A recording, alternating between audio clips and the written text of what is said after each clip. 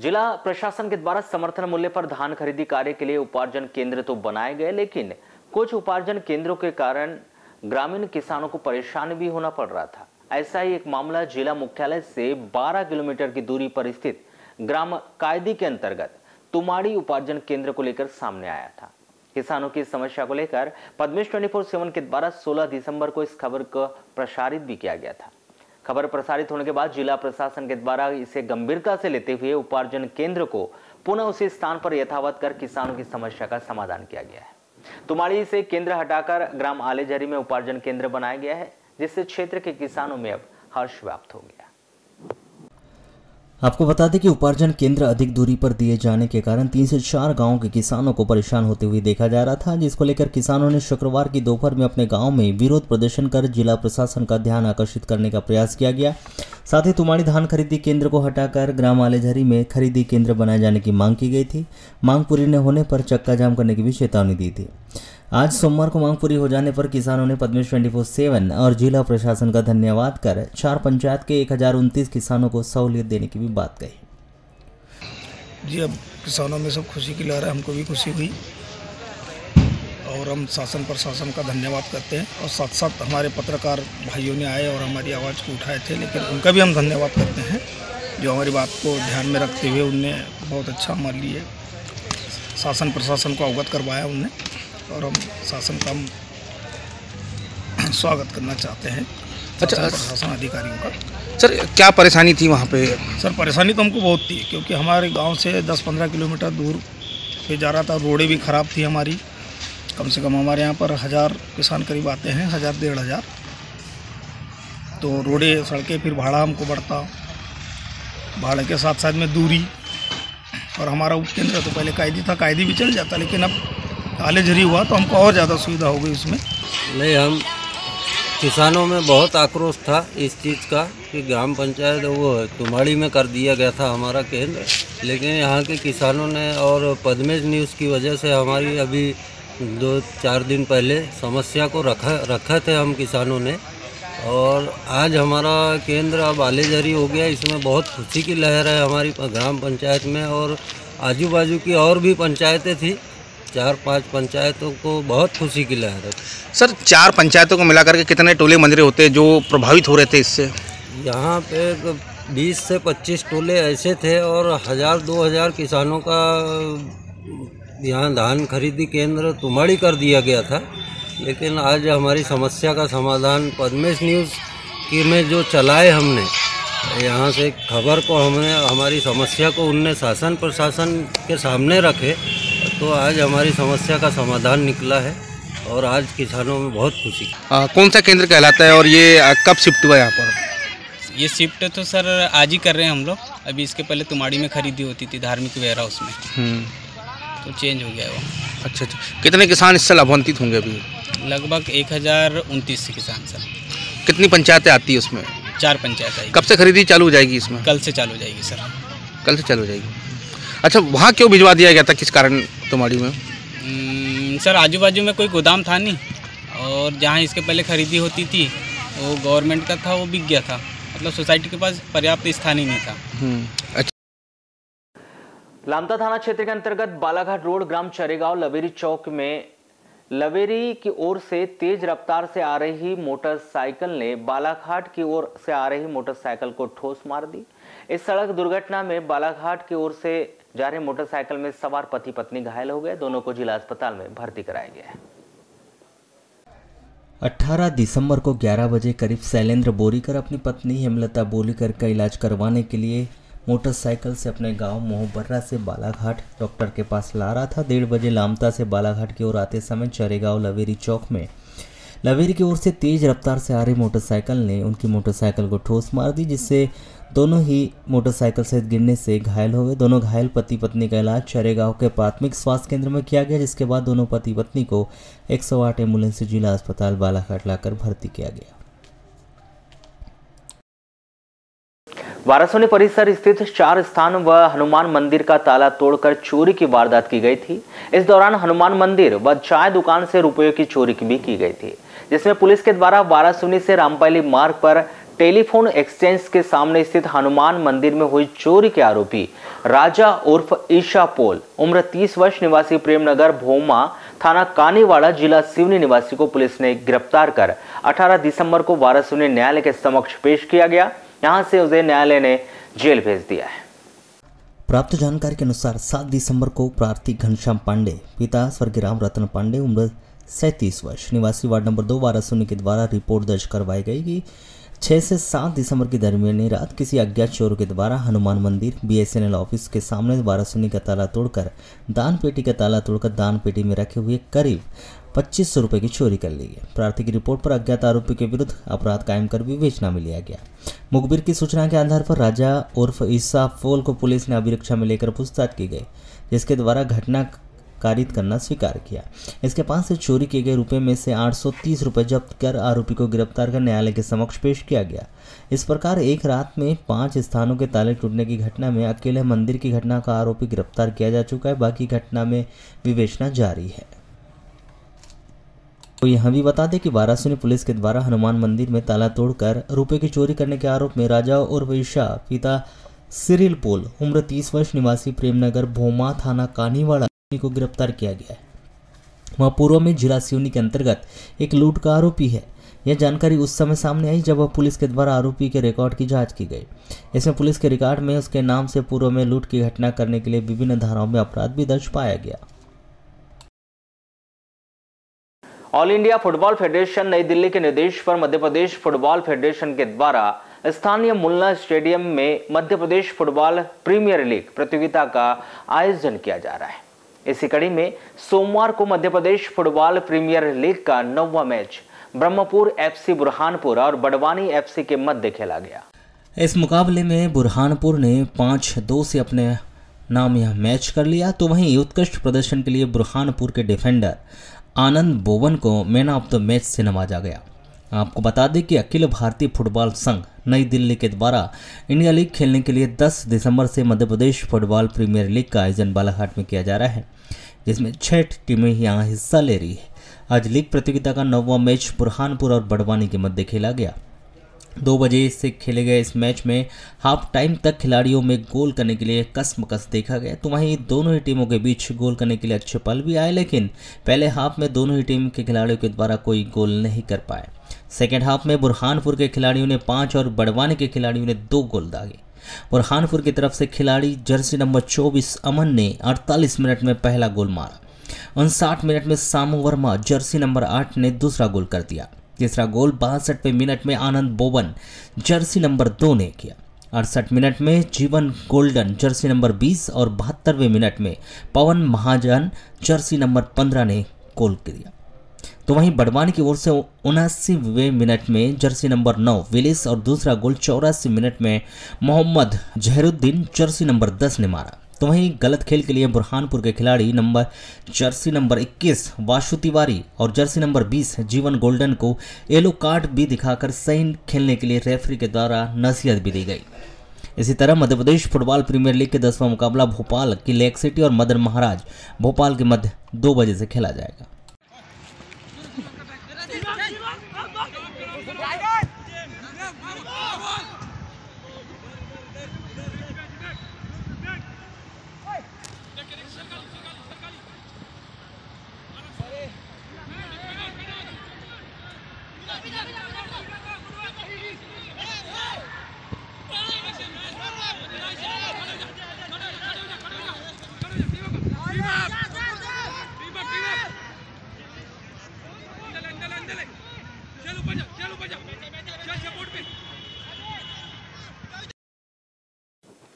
समर्थन मूल्य पर खरीदी गई धान का गर्रा गोदाम और ओपन कैंप में भंडारण किए जाने की मांग जिला हमाल मजदूर महासंघ ने की, जिन्होंने पिछले 3 वर्षों से बंद पड़े इस ओपन कैंप में पुनः धान का भंडारण की व्यवस्था कर गांव के करीब 150 से 200 मजदूरों को रोजगार दिए जाने की गुहार लगाई।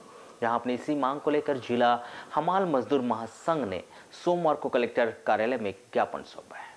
उक्त मांग को लेकर ज्ञापन सौंपने कलेक्ट्रेट कार्यालय पहुंचे जिला हमाल मजदूर महासंघ के साथियों ने बताया कि 15 वर्षों से गर्रा गोदाम ओपन कैंप में धान के भंडारण का कार्य किया जाता था, जो पिछले 3 वर्षों से बंद पड़ा है। जहां स्थानीय 150 से 200 मजदूर गर्रा गोदाम और ओपन कैप में धान भंडारण व उठाव का कार्य करते थे, जिससे उनका जीवन यापन होता था। लेकिन स्थानीय प्रशासन के द्वारा गर्रा गोदाम और ओपन कैप में धान भंडारण व उठाव का कार्य नहीं कर रहा है, जिसके चलते मजदूर दर दर की ठोकरें खाने के लिए मजबूर है और बेरोजगार मजदूरों को आर्थिक व मानसिक परेशानियों का भी सामना करना पड़ रहा है। इन्हें पूर्व की भांति प्रारंभ करने की मांग को लेकर उन्होंने जिला प्रशासन को ज्ञापन सौंपा है। हम हमारे संघ के लोग हैं, ये तीसरा वर्ष है जो हमारा गर्रा खेत में जो धान स्टोरेज हो रहा था वो स्टोरेज होना बंद हो चुका है। हमारे को यानी मजदूरी की यानी बहुत सी पारिवारिक समस्या आ रही है, इसलिए कलेक्टर साहब के पास आए थे कि उसको सुचारू रूप से चालू करवा दें। क्या कारण है बंद होने का? वहाँ पर बंद होने का वो अधिकारी लोग बोल रहे हैं कि उसको लीज में दे दिए गए हैं लोगों ने। पूर्व सांसद कंकर मुंजारे ने एक बार फिर नक्सली एनकाउंटर पर सवाल उठाए हैं। इन्होंने 29 सितंबर को सोनगुड्डा चौकी के कोदापार में नक्सली कमलू के एनकाउंटर की तरह ही 14 दिसंबर को गढ़ी थाना क्षेत्र के खमकोदादर जंगल में मारे गए नक्सली चैतू के एनकाउंटर को फर्जी बताया है। उन्होंने पुलिस के बयान, घटनाक्रम की जानकारी, नक्सली के पास मिली बंदूक सहित अन्य बिंदुओं पर सवाल उठाते हुए अन्य एनकाउंटर की तरह है इसी एनकाउंटर को भी फर्जी बताते हुए पुलिस पार्टी पर नक्सली की हत्या करने का आरोप लगाया। आयोजित पत्रकार वार्ता को संबोधित करते हुए श्री मुंजारे ने बताया कि 14 दिसंबर की सुबह खमकोदादर में एक नक्सली को पुलिस ने मारना बताया है, जिसमें चैतू उर्फ हिडमा का फर्जी एनकाउंटर किया गया। पुलिस झूठी व मनगढ़ंत कहानी बना रही है, जबकि नक्सली चैतू को पकड़कर जंगल लेकर आए थे और उसकी यहाँ हत्या की गई। हमें जानकारी लगी है कि नक्सली चैतू एक बैगा आदिवासी के घर 4-5 दिनों से रुका हुआ था। उसे पकड़कर पूछताछ की गई और फिर जंगल ले गए और उसकी हत्या की गई। पुलिस ने जो फोटो जारी की है उसमें 315 बोर की एक बंदूक मिली है। यह बंदूक 60 से 70 वर्ष पूर्व चलन में थी। अभी उस बंदूक का उपयोग कोई भी नक्सली नहीं करते। यदि एनकाउंटर होता तो नक्सली के हाथ से बंदूक छूट जाती और दूर जाकर गिरती, लेकिन इन्होंने उसे पकड़कर पास से गोली मारी है और बंदूक उसके हाथ में थाम कर उसकी फोटो खींची है ताकि वह प्रमोशन के साथ मेडल भी लूट सके। सुखार तो जंगल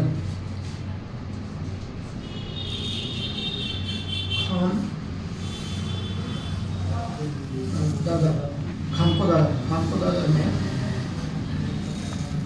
नक्सली को मुठभेड़ में मारा बताया पुलिस ने। चैतू उसका नाम है, चैतू हिडमा। ये पूरा का पूरा फर्जी एनकाउंटर है पुलिस का।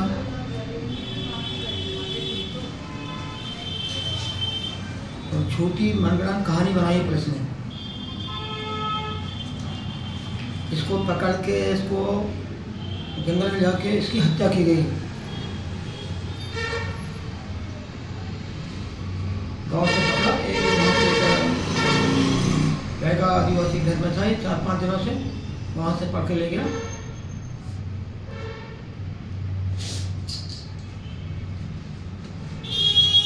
वो उसकी हत्या कर दी बड़े बात पे। और इसके बाद जो गन बता रही पुलिस इसके हाथ में है और 315 वो है। ये कम से कम ये 60-70 साल पहले चलन में था। अभी नक्सली इसको पकड़ते भी नहीं, देखते भी नहीं इसकी तरफ। ऐसे गन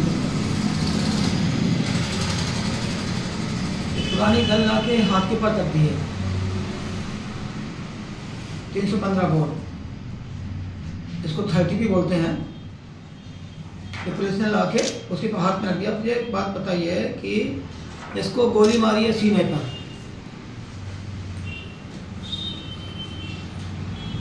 और उसको जब सीने पे कोई शॉट मारा गन का तो वो इतनी जोर से गिरेगा, इतनी दूर में जोर से गिरेगा कि जैसे 10 लोग उसको ढकेल रहे हैं। इतना पावरफुल शॉट होता है उसका। वो गिरना चाहिए उसको उधर, तो गन इधर फेंकेगी, वो उधर गिरेगा, हाथ ऐसे फैल रहेंगे उसके। ये तो ऐसे बिल्कुल रखा है उसको सुलाके की जैसे बिल्कुल फोटो खिंचवाने के लिए लेटा होगा और ये उसको बोला होगा मेरे को मार दो अभी। मालवी यही था, संदीप सौरभ। हर मेरे को इसके बट से इसको मारा, इसको इसकी आंखें पे मारा है, मुंह पे मारा है, इसका मर्डर किया है, बट से मारा गया इसको।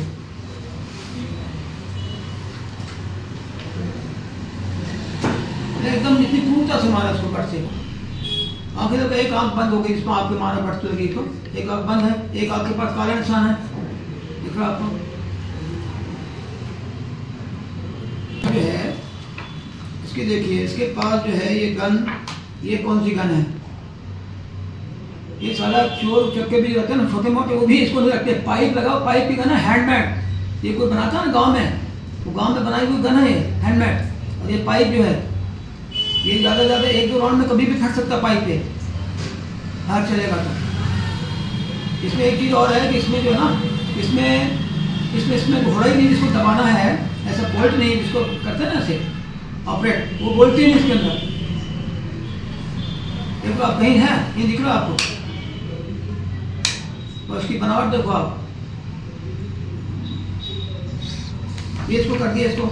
वहीं मुंजारा ने आगे भी बताया कि 14 दिसंबर की सुबह के वक्त जंगल में हत्या की इस वारदात को अंजाम दिया गया। पुलिस के द्वारा जो फोटो जारी की गई है उसमें नक्सली बंदूक थामे हुए है और वहीं एक पतली सी टी-शर्ट और लोअर में नजर आ रहा है, जबकि जिस जगह पर उसकी हत्या की है वहां पर काफ़ी ठंड है। इतनी अधिक ठंड और कोहरे में कोई नक्सली लोअर और टी-शर्ट में कैसे रह सकता है, इसलिए एनकाउंटर फर्जी है। इनाम पाने के लिए, मेडल के लिए, प्रमोशन के लिए और अपनी वाहवाही लूटने के लिए उनकी हत्या की गई। इसके लिए बालाघाट एसपी समीर सौरभ, हाकफोर्स कमांडेंट रहमान और मंडल के एसपी रजत सकलेजा जिम्मेदार है। का पुलिस को अधिकारी नहीं है, नियम ही खिलाफ है वो, तो पहले फायरिंग कर ही नहीं सकती वो। तो पहले फायरिंग इन्होंने किया मगर कोई पुलिस घायल नहीं हुआ। ये 10-12 लोग हैं, किसी की भी गोली किसी को नहीं लगी, और पुलिस ने इनको मारा तो एक ही आदमी मार पाए, वो दूसरे को भी नहीं मार पाए, दूसरे घायल भी नहीं कर पाए, एक ही मार पाए वो। ये सारा जो है ये झूठ अपने आप में साबित हो जाता है, स्पष्ट हो जाता है कि ये फर्जी इनकाउंटर है, हत्या की गई इसकी। और हत्या का अपराध जो है समीर सौरभ जो एसपी है उस पर दर्ज होना चाहिए, और वो जो मोतियुर रहमान जो है हाकफोर्स का कमांडेंट उस पर हत्या का अपराध दर्ज होना चाहिए, और मंडला के एसपी पे रजत सकलेजा पे, ये 3 लोग पे हत्या का अपराध दर्ज होना चाहिए इसकी। तो इसकी पूरी जाँच करे सरकार। इसको ही देख के कोई भी समझ जाएगा कि ये फर्जी इनकाउंटर, सिर्फ इतनी बात को देख के समझ जाएगा कि इनकाउंटर फर्जी है। बंदूक पास में है पड़ी, और इसमें आप देखिए कि इसका खून जो है ये यहाँ पे भी इसका खून टपका हुआ, देखिए ये यहाँ पे भी इसका खून गिरा हुआ है। और गोली इन्होंने किधर से मारी गोली? अब गोली इन्होंने इधर से सामने से गोली मारी है, और बहुत पास से शॉट मारा, ये शॉट जो बहुत पास से 2-3 फीट के दूर से मारा गया है, तो वो ऐसे गिरेगा, एकदम उधर गिरेगा, दूर जाएगा, बंदूक कहीं जाएगी, ये कहीं गिरेगा।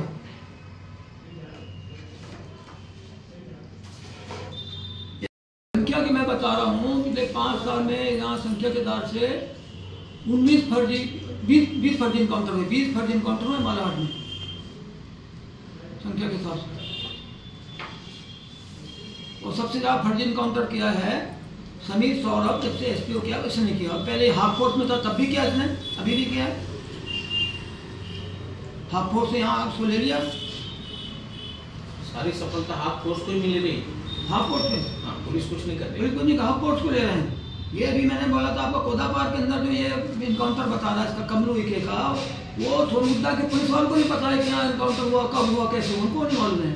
और सोनगुड्डा कितना किलोमीटर पे, वो मुश्किल से 2 किलोमीटर पे कोदा पार्क, नहीं मालूम था उनको। वो दबाव में बोलते हैं कि हमको मालूम था, वो नगर में सच्चाई बता रहा हूँ आपको, उनको नहीं पता था।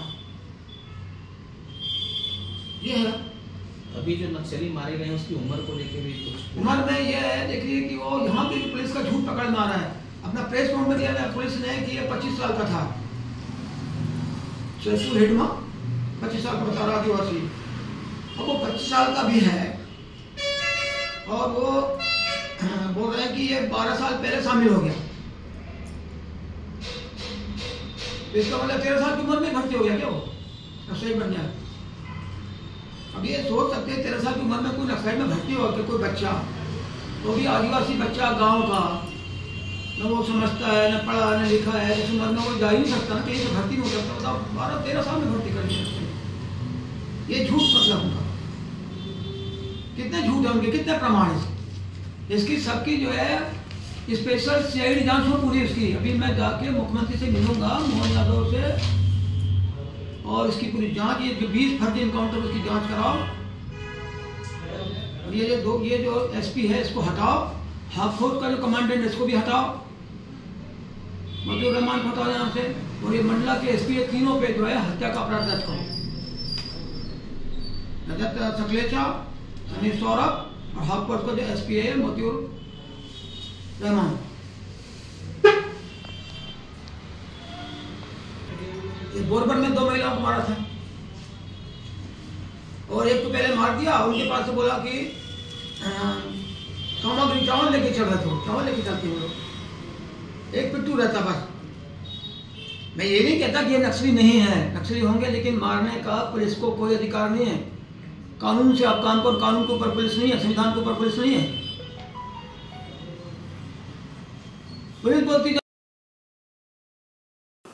नगर पालिका में उस समय अचानक पुलिस को देखकर नगर पालिका परिसर में उपस्थित सभी लोग आश्चर्यचकित हो गए कि आखिर क्यों 5 से 6 पुलिसकर्मी नगर पालिका अध्यक्ष के कक्ष के सामने खड़े हैं। और जब हमने इस बात की जानकारी निकाली तो पता चला कि किसी पार्षद के द्वारा नगर पालिका के एक कर्मचारी से कहासुनी होने को लेकर नगर पालिका अध्यक्ष के द्वारा कोतवाली थाने में फोन करके पुलिस को बुलाया गया था, लेकिन पुलिस के आते तक मामला शांत हो चुका था।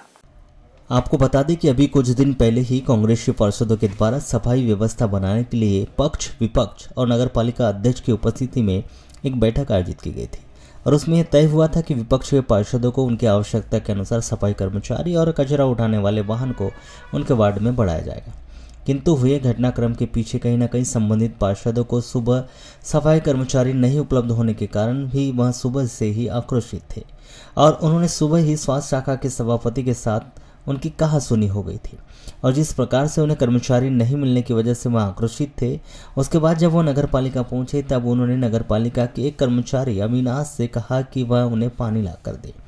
किंतु जब उनके द्वारा किसी और कर्मचारी को पानी लाने के लिए कहा गया तब संबंधित पार्षद के द्वारा गुस्से में आकर उनके साथ कहासुनी की गई और यह कहासुनी इतनी बढ़ गई कि नगर पालिका अध्यक्ष के द्वारा कोतवाली थाने में फोन कर सुरक्षा की दृष्टि से पुलिसकर्मी को नगर पालिका में बुलवाना पड़ा। किंतु जैसे ही पुलिसकर्मियों को नगर पालिका में उपस्थित लोगों और नगर पालिका के स्टाफ के द्वारा देखा गया तो सभी आश्चर्यचकित हो गए कि आखिर ऐसा क्या हो गया कि नगर पालिका में 5 से 6 पुलिस कर्मचारी आकर अध्यक्ष के कक्ष के सामने खड़े हैं। हमने भी जब इस विषय की जानकारी नगर पालिका अध्यक्ष से ली तो उन्होंने इस पूरे मामले पर यही कहा कि उन्हें नहीं पता पुलिसकर्मी क्यों आए और उन्होंने यह भी कहा कि हो सकता है पुलिस कर्मचारी उनसे मिलने आए हो और वह इस विषय पर ज़्यादा कुछ नहीं कहना चाहती। जब हमारे द्वारा पुलिस कर्मियों से अनौपचारिक चर्चा की गई तो उनके द्वारा स्वयं भी हमसे पूछा गया कि आखिर नगर पालिका में क्या विवाद हो गया, कौन नगर पालिका में गाली गलौज कर रहा था, यहाँ क्या मामला हुआ है, क्या विवाद हुआ, क्योंकि उन्हें थाने में यही फोन आया है कि नगर पालिका में कुछ विवाद हो रहा है और पुलिस को नगर पालिका पहुँचने के लिए कहा गया था, जिसमें महिला पुलिसकर्मी व अन्य पुलिसकर्मियों के साथ साथ नगर पालिका भी पहुंचे। किंतु पुलिस के आने के पहले ही मामला खत्म हो चुका था। किंतु जिस प्रकार से पुलिस कर्मियों से चर्चा की गई उसमें यह स्पष्ट हो चुका था कि नगर पालिका अध्यक्ष के द्वारा स्वयं पुलिस कर्मियों को फोन कर नगर पालिका में सुरक्षा की दृष्टि से बुलाया गया था। आपको बता दें कि इस पूरी घटना के पीछे कहीं ना कहीं नगर पालिका के द्वारा कांग्रेसी पार्षदों को जो सहयोग मिलना चाहिए वह सहयोग नहीं मिल पा रहा। इस वजह से इस प्रकार की स्थितियां आए दिन निर्मित होने लगी। इसके पहले भी जेसीबी नहीं मिलने की वजह से संबंधित पार्षद के द्वारा इसी प्रकार से जेसीबी के लिए जेसीबी प्रभारी से कहासुनी हुई थी और यह दूसरी बार है कि जब सफाई कर्मचारी नहीं मिली तो उन्होंने नगर पालिका में जाकर अपनी भड़ास निकाली, जिसको देखकर कहीं ना कहीं यही लग रहा है कि नगर पालिका के द्वारा विपक्षी पार्षदों के साथ दोहरा व्यवहार करने की वजह से इस प्रकार की स्थितियां निर्मित हो रही और अब मामला धीरे धीरे इतना बढ़ने लगा है कि स्वयं नगर पालिका अध्यक्ष को सुरक्षा की दृष्टि से नगर पालिका में पुलिस भी बुलाना पड़ रहा है।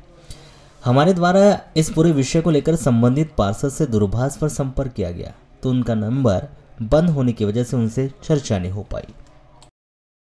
लालबरा नगर मुख्यालय स्थित वैश्य समाज लालबरा के अध्यक्ष सरोज अवधिया के निवास में महासम्मेलन के तत्वाधान में रविवार को शाम 7 बजे वैश्य समाज के कैलेंडर का विमोचन किया गया।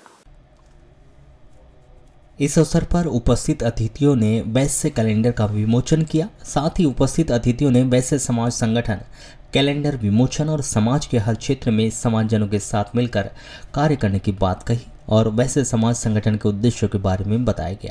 महासम्मेलन के हमारे प्रदेश अध्यक्ष परम आदरणीय श्री उमाशंकर गुप्ता जी, उनके आह्वान पर पूरे मध्य प्रदेश में पूरी तहसीलों में 435 तहसीलों में एक साथ हमारे यहाँ पर कैलेंडर का विमोचन किया जा रहा है। अभी हम लोग लाल बर्रा में आए हैं, यहाँ पर विमोचन कर रहे हैं और इसके पहले हम लोग 3-4 तहसीलों में भी और विमोचन करके आए हैं। और यहाँ पर जो अपना बालाघाट की जो तहसीलें हैं, यहाँ पर पूरी 11 तहसीलों में विमोचन आज हो चुका है। जिला अधिवक्ता संघ के 21वें अध्यक्ष, उपाध्यक्ष, सचिव और सह सचिव के 13 प्रत्याशी चुनावी मैदान में हैं, जिनके भाग्य का फैसला 419 अधिवक्ता 20 दिसंबर को अपना मताधिकार का प्रयोग करेंगे। आपको बताएं कि 2 वर्षीय कार्यकाल के लिए जिला अधिवक्ता संघ के चुनाव में अध्यक्ष पद के लिए प्रवेश मलेवार, अरविंद राय व आनंद टेमरे चुनावी मैदान में, तो उपाध्यक्ष पद के लिए अशोक वर्मा, अशोक शर्मा और मीना कुर्बे, सचिव पद के लिए महेंद्र मधुभीषण, सुनील यादव और माधुरी कटरे ब्रह्म, सह सचिव पद के लिए आनंद मेश्राम, दिगंबर डेकवार, डीलन सीताराम, रशीद अहमद और संगीता नागेश्वर चुनाव मैदान में। जबकि संघ के अन्य 2 पद कोषाध्यक्ष पद पर संजय अग्निहोत्री, ग्रंथपाल पद पर धनंजय देशमुख और 10 कार्यकारिणी सदस्यों में इस वर्ष 9 कार्यकारिणी सदस्यों के होने से सभी सदस्य सत्य प्रकाश सुल्के, गीतेश्वरी कुंजाम, दिनेश्वरी राणा, आनंद गजबीय, अनिल अग्रवाल, शुभम बोस, तिलक कावरे, राकेश सिंगारे और सायरा शेख निर्विरोध निर्वाचित हो गए। हालांकि इसकी आधिकारिक घोषणा मतगणना के बाद ही की जाएगी। चुनाव होगा। सबसे पहले तो ये है, हमारे यहाँ मतदाता 419 है वर्तमान में, और अध्यक्ष पद के ऊपर 3 उम्मीदवार हैं। ठीक है, नाम भी बताना है कि उनके आनंद टेमरे, अरविंद राय, प्रवेश मलेवार। उपाध्यक्ष पद में हैं 2 जिसमें है मीना कुर्वे और अशोक शर्मा। सचिव के लिए हैं मधु बिसेन, ब्रैकेट महेंद्र बिसेन और माधुरी कटरे, और सह सचिव में हैं 4 आनंद गजबीय, दूसरा है राशिद अहमद, ठीक है, नंदिता नागेश्वर, संगीता नागेश्वर और ढेकवार का क्या नाम है, ढेकवार, ये 4 है। और सभी 419 मतदाता इन सब लोगों को वोट देंगे।